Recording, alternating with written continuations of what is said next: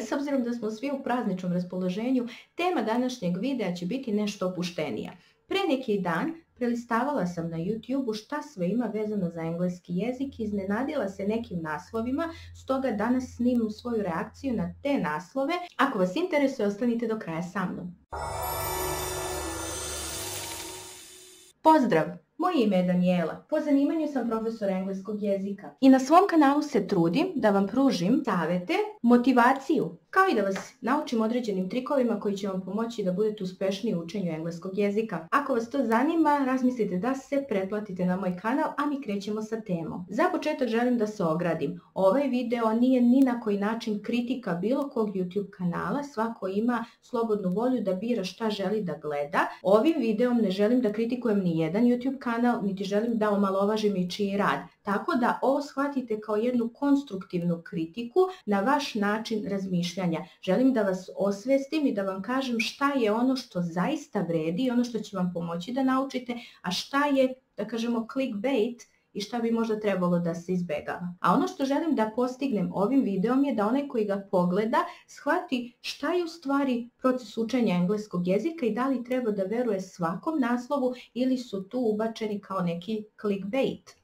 Tako da dalje ne dužimo, polazimo. Listajući kanale, dolazim do jednog koji se zove Nauči engleski dok spavaš, prvi deo. Čak i da ne kliknem tu, odmah analiziram naslov. Nauči engleski dok spavaš. Stvarno. Prvo pitanje koje sebi postavljam je da li je išta moguće da se nauči dok spavaš, dok nisi svestan. Imajte u vidu da sam neko ko obožava filozofiju, psihoanalizu i da imam brojne knjige i da sam prethodno šta iščitala. Za one koji ne znaju, majka sam trogodišnjaka, a ako pratite moj kanal, znate da sam pobornik redovnog, upornog rada i rada koji je organizovan. Ishodno tome, svoj život, svoj rad uglavnom stavljam u određene vremenske okvire. To naravno ne znači da ne postoji slobodno vreme, ali ono što je jako bitno je da imate jedan svoj dan unapred isplaniran, da imate aktivnosti poređene tako da logično vode od jedne ka drugoj, tako da na kraju dana budete srećni sa onim što ste već postigli i da postignete u stvari sve ono što ste planirali. Tako vaspitavam i svoje dete. Postoje određeni periodi dana kada se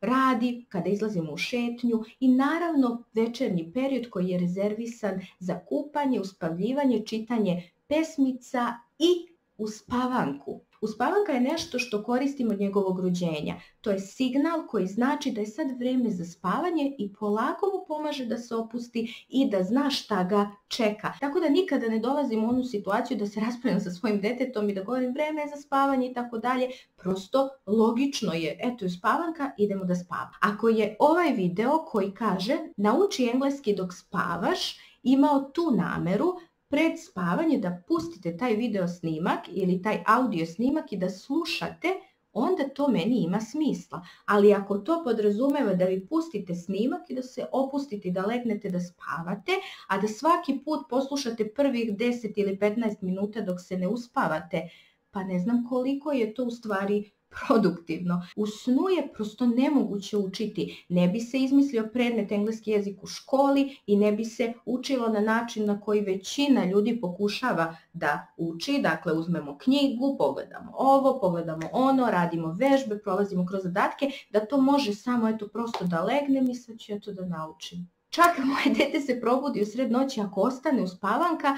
da do znanja da mu smeta. Znači on spava, ne može se da sluša uspavanku, ono neće da ga uspavljuje čitavu noć, znači potrebno je samo u tom periodu. Tako da ako vidite ovaj naslov bilo gde, molim vas prethodno razmislite da li to u stvari vredi truda i da li vi želite da slušate dok spavate. Ako je pred spavanje, možda da odvojite tih sat vremena ili da jedno večer slušate prvih 15 minuta, drugo večer drugih 15 minuta i tako dalje. Jer pred spavanje svakako ima smisla, ali ono što ja mnogo više volim je da stvari radim prvo ujutru. Dakle, čim se probudite da recimo pogledate 10 ili 15 minuta tog snimka ili da čujete, mislim da će biti mnogo efikasnije. Listajući dalje, nailazim na još jedan naslov.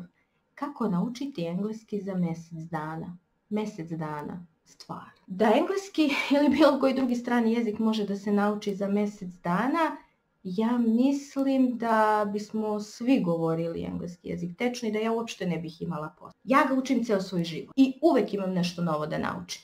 Da li se pod ovim naslovom misli nauči da komuniciraš sa nekim, da mu postaviš osnovna pitanja? Možda da. Ali da naučite jedan strani jezik za koji sam već snimila milion videoklipova do sad i gde podrazumevamo i čitanje i pisanje i govor, nemoguće je. Ne možete ništa postići za mjesec dana. Možda možete da promenite za mjesec dana način na koji radite, metodu, kako ćete da zapisujete reči, kako ćete možda da se organizujete u toku dana ili ako ste na višem nivou da usavršite određenu oblast, ali mjesec dana je veoma mali rok i želim da vam kažem da ne treba da očekujete rezultate toliko brzo i da ne treba da se obeshrabrite ako pokušate da učite na takav način i nema rezultata, pa nemoguće ih i postići. Dakle, mjesec dana je izuzetno mali vremenski rok, pretpostavljam i da je ovaj naslov clickbait, naravno trebalo je prvo da uđem u video i da ga pogledam do kraja, ali ja sam htjela da snimim video koji se zasniva baš na tom prvom utisku, da li ćete vi biti povučeni tim naslovom i poverovati ili ćete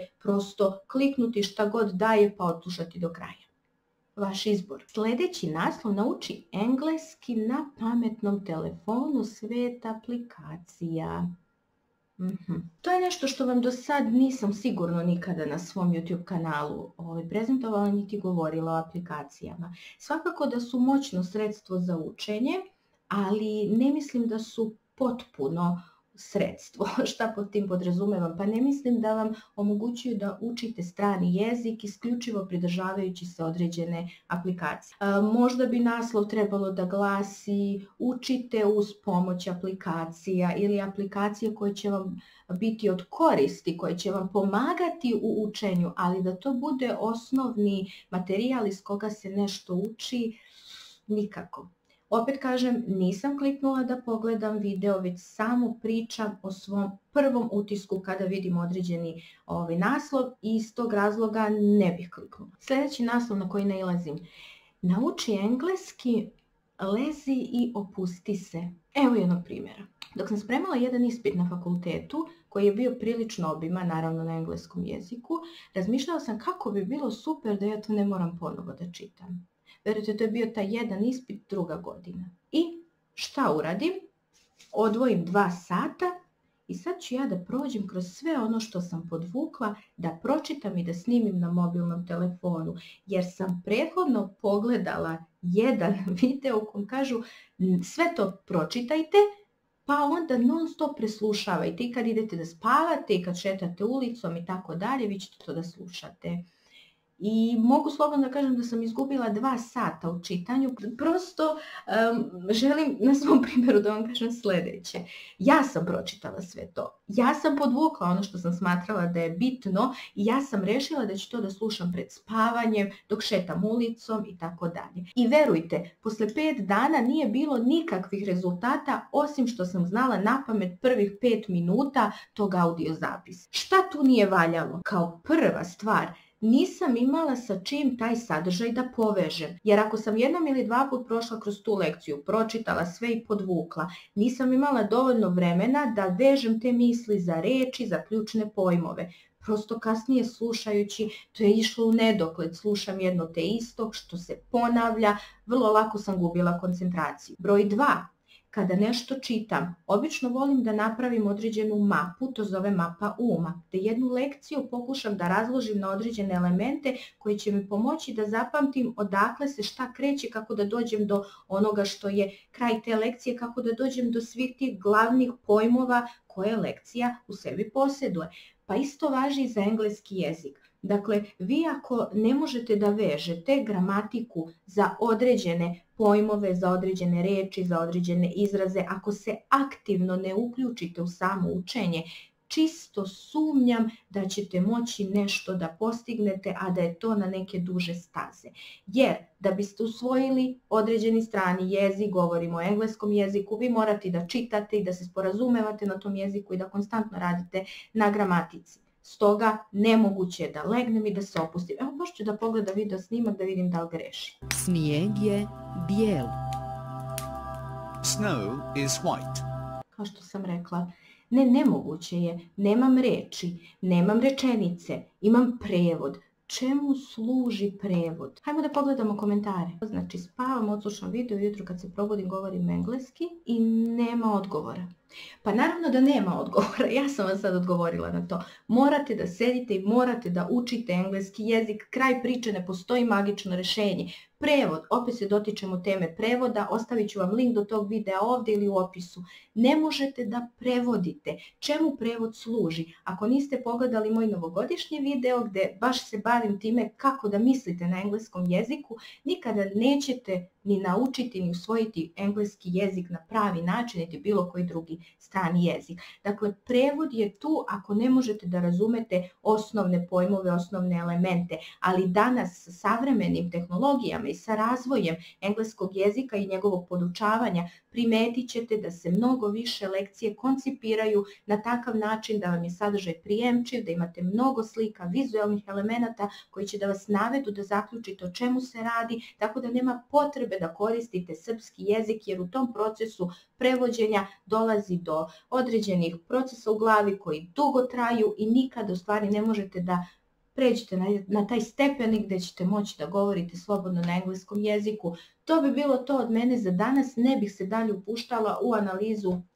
video snimaka i opet da kažem, namera nije da kritikujem ili da omalovažavam nečiji rad, želim vama da pomognem da pogledate slobodno svaki od ovih videoklipova koje sam vam pokazala i da sami prosudite da li će vam koristiti ili ne. Čak na prvu loptu kada vidite naslov da ovo je dobar sadržaj, ne ovo nije dobar sadržaj, idem dalje. Ne gubite vreme jer treba naučiti engleski jezik na jedan konstruktivan način. Prečica nema, dakle morate da učite, morate da radite. Ako vam se video dopao, molim vas like.